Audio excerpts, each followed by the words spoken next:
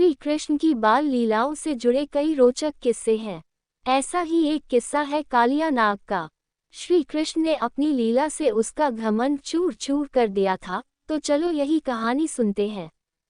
ये बात तब की है जब यशोदा के लला कन्हैया गोकुल में रहा करते थे। गोकुल के पास ही यमुना नदी बहती है। एक बार यमुना को कालिया नाग ने अपना घर बना लिया और नदी के पानी को अपने विष से जहरीला कर दिया। उस पानी को पीकर पशु पक्षी और गांव के लोग मरने लगे थे। एक बार श्री कृष्ण अपने दोस्तों के साथ खेलते खेलते यमुना नदी के किनारे पहुंच गए और खेलते खेलते अचानक से उनकी गेंद नदी में गिर जाती है।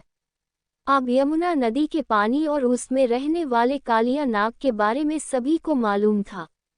इसलिए मौत के डर से कोई भी नदी में जाने को तैयार नहीं हुआ। तब श्री कृष्ण ने कहा कि मैं गेंद लेकर आता हूँ। सभी बच्चों ने उन्हें नदी में जाने से रोका, लेकिन वह नहीं माने और नदी में छलांग लगा दी। सभी बच्चे डर के मारे घर पहुँचे और यशोदा मैया को कन्हैया के नदी में कूदने की बात बता दी। ये सुनते ही यशोदा मैया डर गई और फूट फूट कर रोने लगी। ये बात धीरे धीरे पूरे गोकुल धाम में जंगल की आग की तरह फैल गई। सभी दौड़े दौड़े यमुना नदी किनारे आए गए, लेकिन कृष्ण अभी तक वापस नहीं आए थे। वहीं नदी में कृष्ण को देखकर कालिया नाग की पत्नियों ने उन्हें वापस जाने को कहा, लेकिन कृष्ण नहीं माने और तभी कालिया नाग जाग गया।